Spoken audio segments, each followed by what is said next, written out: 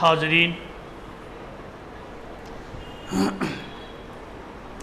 پیغمبر اسلام محمد صلی اللہ علیہ وسلم کی بعثت اور آپ کی پیدائش 570 عیسوی میں مکہ میں ہوئی۔ 610 عیسوی میں آپ پر پہلی وحی نازل ہوئی۔ 632 عیسوی میں آپ کی وفات ہوئی۔ پیغمبر اسلام محمد صلی اللہ علیہ وسلم تمام عالمی انسانیت کے لیے امن اور انسانیت کے پیغمبر تھے۔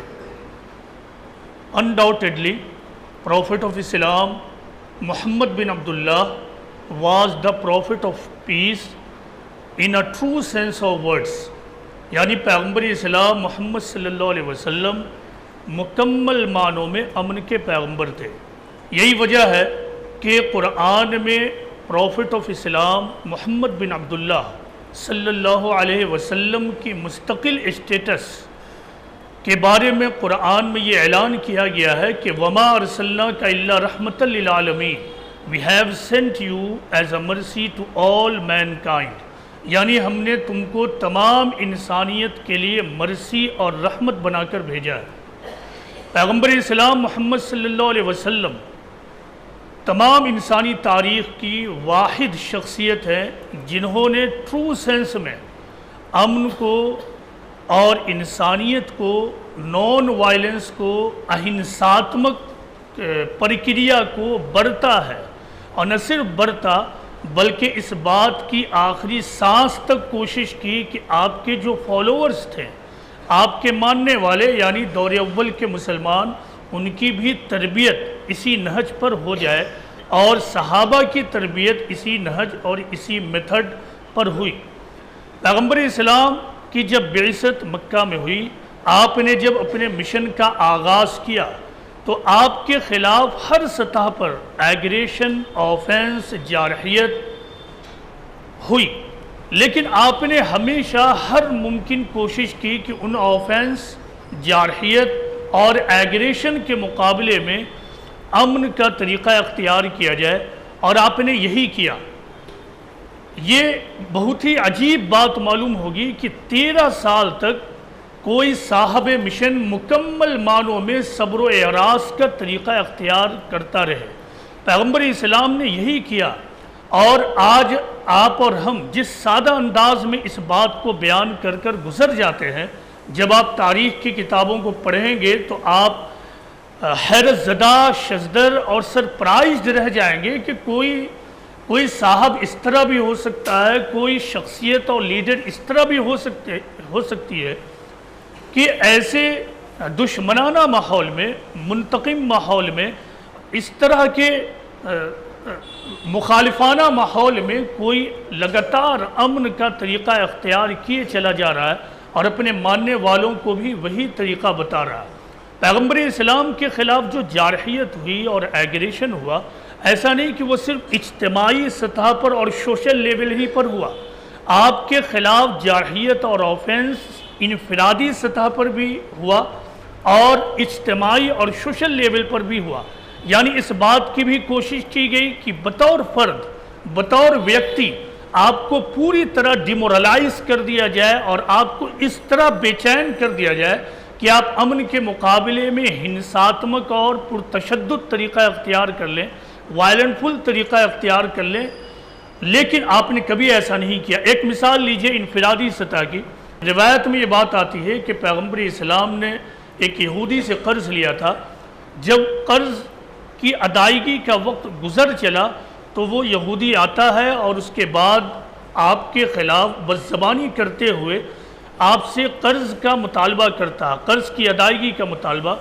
آپ اس وقت اپنے کندھے پر ایک کپڑا لٹکائے ہوئے تھے، چادر لٹکائے ہوئے تھے، اس نے اس کو کس کر کھینچا کہ آپ کے گردن پر نشان بھی آ گیا۔ اس کو دیکھ کر حضرت عمر رضی اللہ عنہ نے کہا، بلکہ وہ غصہ ہو گئے اور بڑھے مارنے کے لیے، تو پیغمبر اسلام نے یہ کہہ کر روکا کہ اے عمر، یہ یہودی یعنی قرض کا مطالبہ کرنے والا اس بات کا مستحق تھا کہ تم اس کو بہترین مطالبہ کا طریقہ بتاتے، اور میں اس بات کا مستحق تھا کہ تم مجھے بہترین عطائیگی کا طریقہ بتاتے۔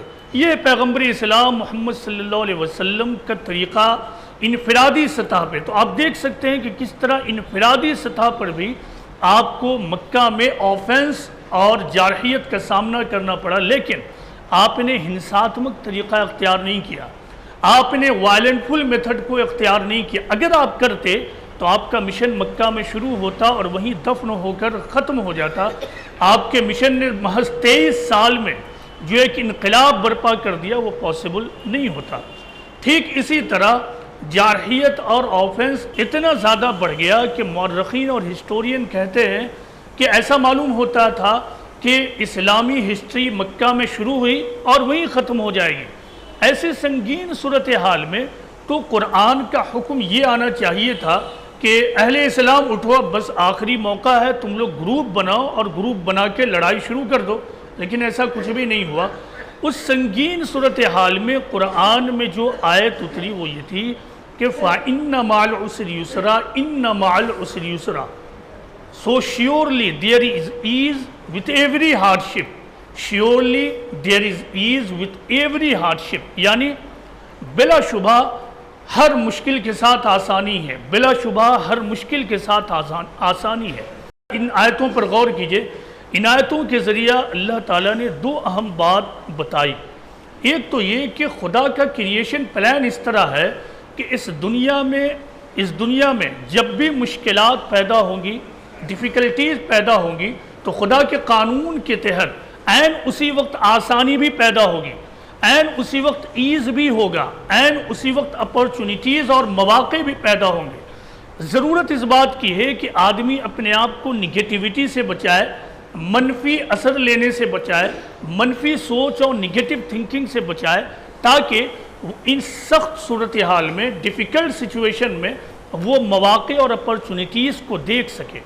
دوسری بات یہ ہے کہ آدمی امن شکنی کے طریقے کو کیوں اختیار کرتا ہے؟ وہ اس وقت جب کہ آدمی ایک مشن شروع کرتا ہے، ایک راستہ اختیار کرتا ہے، پھر اس کو یہ محسوس ہوتا ہے کہ میرے راستے میں بہت بڑا آبسٹیکل ہے۔ اب اس وقت دو طریقہ ہوتا ہے، ایک تو یہ ہے کہ اس آبسٹیکل کو بہت ہی عقل مندی کے ساتھ ٹیکل کیا جائے، اپنے راستے کو بدل لیا جائے، سفر کو ہر حال میں جاری رکھا جائے۔ دوسرا طریقہ یہ ہے کہ آدمی عجلت میں آ کر بے چین ہو کر ٹکراؤ کا طریقہ اختیار کر لے۔ اللہ تعالیٰ نے اپنے ماننے والوں کو پیغمبر اسلام محمد صلی اللہ علیہ وسلم کے ذریعہ یہ بتایا کہ ایسے موقع پر ہمیشہ اپنے راستے کو بدل لو، تم اپنے طریقے کو بدل لو، ہر حال میں اس بات کی کوشش کرو کہ تمہاری تاریخ رکنے نہ پائے، تمہارا جو سفر حیات ہے، تمہاری جو جرنی ہے وہ نہ رکنے پائے۔ پیغمبر اسلام محمد صلی اللہ علیہ وسلم نے یہی کیا۔ 13 سال تک آپ نے یک طرفہ یونیلیٹرل لیول پر ٹالرنس اور پیس کا طریقہ اختیار کیا، ٹالرنس اور پیشنس کا طریقہ اختیار کیا، اور اس طرح آپ نے لوگوں کے مائنڈ سیٹ پر ورک کیا، لوگوں کی سوچ پر کام کیا، تاکہ لوگ سوچ کی سطح پر بلند ہو اور حقیقت کو اور سچائی کو پہچان سکیں۔ یہی وجہ ہے کہ 13 سال تک آپ نے یک طرفہ صبر و برداشت کا طریقہ اختیار کیا۔ برداشت کی انتہا یہ ہوئی کہ اہل مکہ نے جب آپ کے قتل کی پلاننگ کر لی، اس وقت بھی آپ نے آفینس کا طریقہ اختیار نہیں کیا، بلکہ مکہ کو چھوڑ کر دوسرے وطن میں آپ پہنچ گئے، دوسرے وطن میں اپنے لیے جگہ حاصل کیا، تاکہ مکہ میں جو مشن رک رہا تھا مدینہ میں پہنچ کر دوبارہ جاری ہو جائے، اور یہی ہوا۔ مدینہ میں آپ پہنچتے ہیں اور پہنچنے کے بعد آپ نے اپنے مشن کو دوبارہ آغاز کیا۔ یہ بات بہت زیادہ چونکانے والی ہے کہ ایک شخصیت اور ایک لیڈر 13 سال تک آفینس، ایگریشن، ظلم و ستم کو برداشت کرتا رہا، اور جب وہ ایک مقام کو چھوڑ کر دوسرے مقام پر پہنچتا ہے تو وہاں پہنچنے کے بعد وہ کوئی نگیٹو موومنٹ شروع نہیں کرتا ہے۔ جس طرح آج کے پولیٹیشنز کو دیکھا ہوگا کہ ایک بات انہیں ملتی نہیں ہے کہ اس کو لے کے شوشہ کھڑا کرتے ہیں اور ایک پورا نگیٹو موومنٹ کھڑا کر دیتے ہیں۔ تاریخ ہمیں بتاتی ہے کہ پیغمبر اسلام جب مدینہ پہنچے، آپ کا پہلا خطبہ بھی سیرت ابن ہشام میں موجود ہے، نوجوانوں کو چاہیے کہ وہ جائیں اور اس تقریر کا مطالعہ کریں۔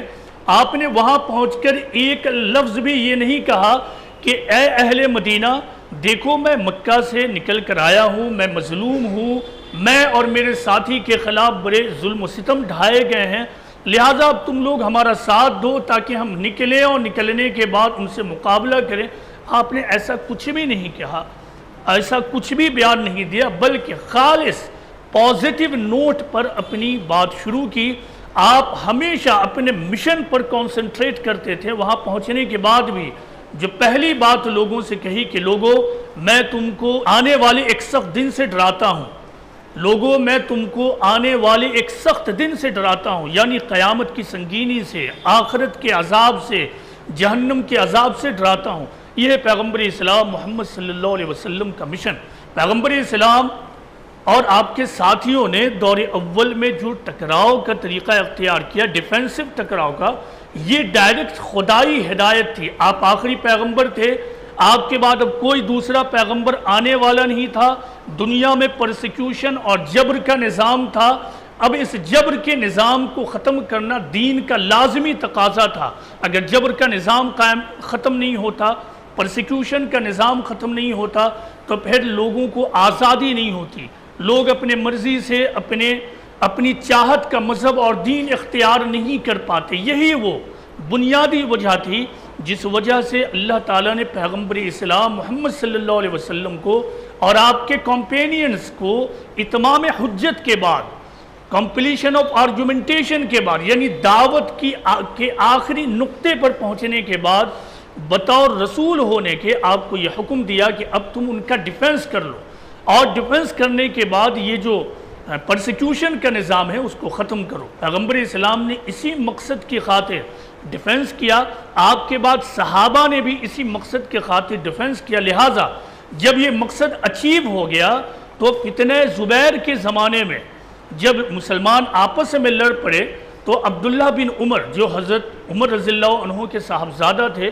ان کے پاس کچھ لوگ پہنچتے ہیں اور کہتے ہیں کہ اے عبداللہ بن عمر، آپ امیر المومنین کے صاحبزادہ ہیں، آپ کیوں نہیں اٹھتے ہیں اور فتنے کو ختم کرنے کی کوشش کرتے ہیں، یعنی کیوں نہیں لڑتے ہیں؟ عبداللہ بن عمر نے کہا کہ دیکھو ہم نے لڑا یہاں تک کہ فتنہ ختم ہو گیا، اب تم چاہتے ہو دوبارہ لڑو اور فتنے کو کھڑا کرو۔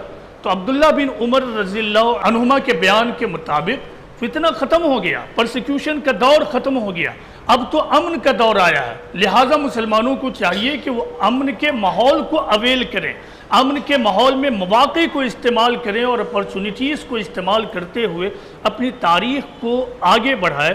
پرسیکیوشن کا مطلب ہوتا ہے جبر۔ پچھلے زمانے میں کسی ویکتی اور فرد کو یہ آزادی نہیں تھی کہ وہ اپنی مرضی کا مذہب اختیار کرے، ہر آدمی مجبور تھا کہ وہ وہی مذہب اور ریلیجن اختیار کرے جو مذہب اور ریلیجن بادشاہ کا ہوا کرتا تھا۔ یہی وہ نظام اور سسٹم تھا جس کو پیغمبر اسلام نے ختم کیا تھا، اور یہ اتنا اہم کام تھا، پیغمبر اسلام اور آپ کے ساتھیوں کا اتنا بڑا کنٹریبیوشن تھا کہ ایک مورخ نے آپ کے اس کنٹریبیوشن کو ان الفاظ میں بیان کیا ہے کہ Islam change the face of the globe, the traditional order of the world was overthrown, یعنی اسلام نے پوری دنیا کے نقشے کو بدل دیا، روایتی جو آرڈر تھا، نظام تھا، اس کو بالکل اکھاڑ پھینکا۔ تو یہ وہ تھا مقصد۔ ہنری پیرین نے کہا کہ اگر یہ عرب فتوحات نہ ہوتے تو پرانی دنیا اور نئی دنیا میں بریک نہیں ہوتا۔ تو آج جو آپ یہ آزادی کا ماحول، ڈیموکریسی کا ماحول، ایکوالیٹی کی چرچا پوری دنیا میں دیکھتے ہیں، یہ دراصل براہ راست طور پر اسلام کا کنٹریبیوشن ہے۔ مگر افسوس موجودہ زمانے میں اسلام کی اس کنٹریبیوشن کو عالمی سطح پر ایکنالج نہیں کیا جا سکا۔ وجہ خود ہماری غلطی، وجہ خود ہمارا طریقہ کار اور میتھڈ۔ اب سوال یہ ہے کہ جو مذہب اور جو ریلیجن اتنا پرامن ہو، اتنا پیسفل ہو، اس کے ماننے والے بعد کے زمانے میں ڈیریل کیسے ہو گئے؟ ایسا کیوں ہوا کہ خود مسلم ممالک میں بھی ہم پرتشدد طریقہ کار اور وائلنٹفل میتھڈ کو دیکھتے ہیں؟ یہ اتنا زیادہ بڑھا کہ بعد کے زمانے میں یہ کہا جانے لگا کہ اسلام سینکشنز ٹیروریزم، یعنی اسلام دہشت گردی کو سینکشن کرتا، اس کی اجازت دیتا۔ ایسا کیوں ہوا؟ اس کی وجہ یہ ہے کہ پیغمبر اسلام کی اہم ترین سنت اور تعلیم کو بھلانا، ایک حدیث کے مختلف کتابوں میں آئی ہے. ایک صحابی کہتے ہیں کہ پیغمبر اسلام کھڑے ہوئے اور ہم کو قیامت تک آنے والے واقعات سے باخبر کیا اور کہا کہ دیکھو تمہارے بعد حکمراں ظالم ہوں گے، وہ تم پر ظلم کریں گے، زیادتی کریں گے، لیکن تم ان کے ساتھ ٹکراؤ کا طریقہ اختیار نہیں کرنا، خواہ وہ تمہاری پیٹھ پر ماریں، تم پر کوڑے برسائیں، تمہارے مال کو ہڑپیں، اس کے باوجود ان سے ٹکراؤ کا طریقہ اختیار نہیں کرنا. آگے آپ نے فرمایا کہ میں اپنی امت پر گمراہ کرنے والے رہنماؤں سے ڈرتا ہوں، اور ایک بار میری امت میں تلوار نکل جائے تو پھر وہ قیامت تک اندر میان میں داخل نہیں ہوگی. یہ ہے پیغمبر اسلام محمد صلی اللہ علیہ وسلم کی تعلیم. اس حدیث پر اس سلسلے کی جو دوسری احادیث سے غور کیجئے تو اس سے دو اہم ترین نقطہ ملتا ہے. نمبر ایک کہ بعد کے زمانے میں رولرز برادری میں، رولرز گروپ میں بگاڑ آئے گا، ظلم و زیادتی کا طریقہ آئے گا. ایسی حالت میں مسلمانوں کو پولیٹیکل افیئرز میں کبھی بھی رولرز کے خلاف ٹکراؤ کا طریقہ اختیار نہیں کرنا ہے، بلکہ رولرز کو نظر انداز کرتے ہوئے سماج میں امن کے دائرے میں رہتے ہوئے اصلاحی پروگرام چلاتے رہنا. بعد کے زمانے میں ہوا یہ کہ مسلمانوں کے درمیان تلواریں کھنچ گئی اسی سیاست کی بنا پر، اسی رولر کے ظالم ہونے کے الزام کی بنیاد پر، اور جب وہ تلوار نکلی تو آج تک وہ میان میں داخل نہیں ہوئی ہے. یہاں تک کہ جو دین وَمَا أَرْسَلْنَاكَ إِلَّا رَحْمَةً لِلْعَالَمِينَ سے شروع ہوا تھا، یعنی رحمت دین تمام دنیا کے لیے ایک جنگی دین بن کر رہ گیا. اب یہ آج ہم اور آپ مسلمانوں کی ذمہ داری ہے کہ ہم اسلام کی امیج کو دوبارہ صاف کریں، اسلام کی جو ریئل امیج ہے انسانیت کے سامنے لائیں، اسلام کا جو ریئل پیغام ہے وہ لوگوں کے سامنے لائیں اور بتائیں کہ اسلام کی حقیقی تعلیم کیا ہے. اسی طرح دیکھیں بعد کے زمانے میں جہاد کا بھی مس انٹرپریٹیشن ہوا، اور جہاد اس نام سے مشہور ہو گیا، جہاد کا لفظ اس نام سے مشہور ہو گیا کہ جہاد کا مطلب ہے دوسری قوموں سے لڑائی لڑنا، دوسری قوموں سے قتال کرنا، دوسری قوموں سے جنگ لڑنا. لہذا تمام دنیا کے لوگ جہاد کا مطلب آج یہی سمجھتے رہے ہیں، حالانکہ قرآن میں جس جہاد کی بات کی گئی وہ اس سے بالکل مختلف ہے. جہاد کا معنی ہے کوشش کرنا. ہر زبان میں کوشش کے لیے کوئی نہ کوئی لفظ ہے. جیسے ہندی میں آپ بولتے ہیں پریاس کرنا، اردو میں بولتے ہیں کوشش کرنا، اسی طرح عربی زبان میں بولتے ہیں سعی کرنا، اسی طرح جد و جہد کرنا، انگریزی میں آپ بولتے ہیں اسٹرگل کرنا، ایفرٹ لگانا.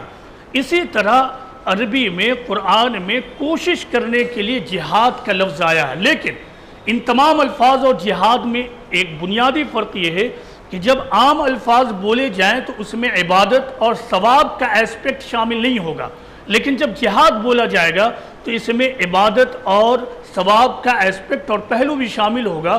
اس جہاد کا مطلب تھا کہ ایک مومن آخری حد تک کوشش کر کے اپنی اصلاح کرے گا، اپنی اصلاح کے لیے بھرپور اسٹرگل کرے گا، کوئی ممکن کوشش بھی اپنی اصلاح کی راہ میں وہ نہیں چھوڑے گا. البتہ استعمال کے اعتبار سے کبھی جب حالات بگڑتے ہیں تو دشمنوں سے مقابلے کے لیے بھی جہاد کا لفظ استعمال کیا گیا، لیکن جہاد کے معنی اور مفہوم میں یہ مطلب نہیں ہے. لہٰذا علماء نے استعمال کے اعتبار سے جہاد کو 3 کیٹیگری میں بانٹ دیا، یعنی دشمنوں کے مقابلے میں جب کوشش ہو تو جہاد کہہ دینا، یا پھر اپنے نفس کے خلاف کوشش ہو تو جہاد، دین کے لیے کوشش ہو تو جہاد. تو اصلاً جو جہاد ہے قرآن و حدیث کے مطابق اپنے نفس سے لڑنا، اپنی خواہشات سے لڑنا، اپنے نگیٹو تھاٹ سے لڑنا، یہ ہے اسلامی جہاد، یہ ہے اسلامی تعلیم جہاد کے بارے میں. بعد کے زمانے میں یہ ٹیررزم کا ایک مسئلہ پیدا ہوا. یہ سمجھنا بہت ضروری ہے کہ آخر ٹیررزم کہتے کسے ہیں، آتنکواد کہتے کسے ہیں، اور آتنکوادی آج کے زمانے میں کسے کہا جاتا ہے. آتنکواد یا آتنکوادی یا ٹیررزم کے معاملے میں ڈیفینیشن الگ الگ ہے، لیکن اس پر غور کیجئے گا تو معلوم ہوگا کہ آتنکواد کا مطلب ہے کہ کسی اسٹیبلشڈ گورنمنٹ کے خلاف، قائم شدہ حکومت کے خلاف غیر سرکاری لوگوں کا اسٹرگل کرنا، غیر سرکاری لوگوں کی طرف سے مہم کو شروع کر دینا. ایسے ہی مہم کو موجودہ زمانے میں اسٹیٹ نیشن میں ٹیررزم کہا جاتا ہے. نوجوان اس کو خوب اچھی طرح سمجھ لیں۔ آپ کو معلوم ہے کہ پچھلا زمانہ بادشاہت کا زمانہ تھا۔ اس زمانے میں حکومت کا طریقہ یہ ہوتا تھا کہ جس کے پاس طاقت ہوتی تھی وہ اپنی طاقت کو لے کر نکلتا اور کمزور حاکم کو گدی سے ہٹا کر وہ خود بیٹھ جاتا۔ لیکن موجودہ زمانہ بالکل نیا زمانہ ہے۔ اب یہ بادشاہت کا نظام اور سسٹم بالکل اکھاڑ کر پھینک دیا گیا ہے۔ اب پوری دنیا میں نیشن اسٹیٹ ہے، ہر ملک کے حدود قائم ہو چکے ہیں۔ اب کسی ملک میں رہتے ہوئے کوئی فرد یا کوئی گروہ ایسا کرے کہ وہ خود ملک کے خلاف کوئی مہم شروع کر دے یا پھر کوئی ایسا نظریہ یا تھیوری ڈیولپ کر دے جس سے ملک کے اندرون کو نقصان ہو، انٹرنلی ملک کمزور ہو، تو ایسی تمام کوششیں اور ایسے تمام اسٹرگل موجودہ زمانے میں دہشت گردی اور ٹیررزم کہا جاتا ہے۔ نوجوانوں کو یہ سمجھنا اس لیے ضروری ہے تاکہ وہ اپنے آپ کو ایسے تمام نگیٹو ایکٹیویٹیز سے دور رکھ سکیں۔ آپ کو معلوم ہے کہ دنیا کے ایک بڑے حصے پر 19ویں صدی کے آخر تک اور 20ویں صدی کے وسط تک 1924 تک مسلمانوں کی حکومت تھی۔ پھر مسلمانوں کی حکومت 1924 میں ختم ہو گئی۔ اس کے بعد ایسا ہوا کہ مسلمانوں کے درمیان کچھ لیڈرز پیدا ہوئے، کچھ رہنما پیدا ہوئے۔ انہوں نے مسلمانوں کو پولیٹیکل گول دینا شروع کیا۔ بہت سارے مسلمان اس گول سے متاثر ہوئے۔ انہوں نے یہ کہا کہ آج مسلمانوں کی اصل ذمہ داری یہ ہے کہ وہ اسلامی ریاست، دوسرے لفظوں میں خلافت یا حکومت الہیہ قائم کرے۔ مسلمانوں کی ایک بڑی جماعت اس جدوجہد اور اسٹرگل میں لگی، لیکن اس کا حاصل صرف یہ ہوا کہ اسلام پوری دنیا میں ہنساتمک اور ٹیرورسٹ ریلیجن کے طور پر مشہور ہو گیا۔ آج ہمیں اسی تھیوری پر دوبارہ نظر ثانی کرنے کی ضرورت ہے۔ کیونکہ اب ہم نیشن اسٹیٹ میں رہتے ہیں، اب ہم ریاست میں رہتے ہیں۔ کسی ریاست، کسی ملک کی جو حدود ہیں، اب وہ حدود اس کے ہو کر رہ گئے ہیں، کوئی اس پر قبضہ نہیں کر سکتا ہے۔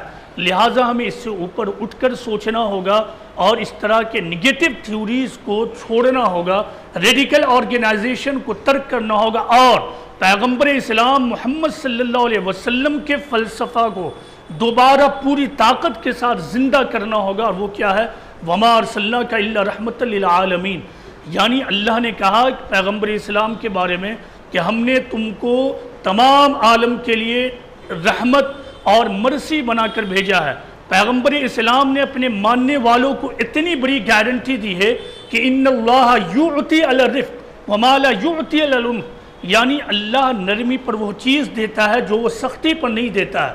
ہم بڑے سے بڑے مقصد کو اس پیغمبرانہ تعلیم پر عمل کر کر حاصل کر سکتے ہیں۔ دوسرے لفظوں میں کیا ہے کہ امن کے ذریعہ اللہ تعالیٰ وہ دیتا ہے جو تشدد اور ہنسا کے ذریعہ نہیں دیتا ہے۔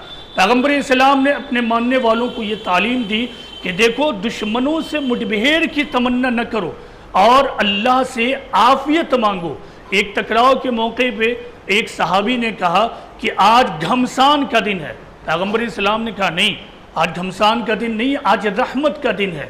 پیغمبر اسلام ایک سفر میں تھے، وہ سفر ایک تنگ راستے سے ہو رہا تھا۔ آپ نے اپنے لوگوں سے پوچھا کہ اس راستے کا نام کیا ہے؟ صحابہ نے کہا کہ اس راستے کا نام ضیقہ ہے۔ ضیقہ کا مطلب ہوتا ہے نیرو اسٹریٹ، پتلا راستہ۔ پیغمبر اسلام نے کہا کہ نہیں، تم کہو ایسری، تم کہو ایسری، یعنی آسان راستہ۔ آسان راستہ، آپ غور کیجئے کہ آپ کے محلے میں اگر کوئی پتلی گلی ہے تو محض آپ کے یہ بول دینے سے کہ یہ چوڑی گلی ہے، کیا وہ چوڑی ہو جائے گی؟ نہیں ہوگی، لیکن بڑا فرق یہ ہوگا کہ ہماری سوچ بدل جائے گی۔ پیغمبر اسلام نے یہ سوچ دینے کی کوشش کی کہ ہر حال میں تم مثبت رہو، ہر حال میں تم پازیٹیو رہو۔ اگر تم پازیٹیو رہو گے، امن کے طریقے کے اختیار کرو گے، صلح کا طریقہ اختیار کرو گے تو دنیا میں تمام کامیابی تمہارے لیے۔ اگر اس کے برعکس طریقہ اختیار کرو گے تو پھر دنیا میں ناکامی کے سوا اور کچھ بھی نہیں ہے۔ اللہ تعالی ہم تمام مسلمانوں کو، ہم تمام نوجوانوں کو، یہاں بیٹھے ہوئے ایک ایک نوجوان کو یہ توفیق دے کہ وہ دنیا میں امن کے پیغمبر بنے، وہ تمام انسانیت کے سامنے اسلام کے اس فلسفہ امن کو پہنچائیں، وہ دنیا میں پیغمبر اسلام کے بارے میں یہ بتائیں کہ پیغمبر اسلام پیس کے پیغمبر تھے۔ اللہ تعالیٰ سے دعا ہے کہ اللہ تعالیٰ ہم سب کو اس مشن میں لگائے۔ وَمَا عَلَيْنَا إِلَّا الْبَلَاغُ الْمُبِينُ۔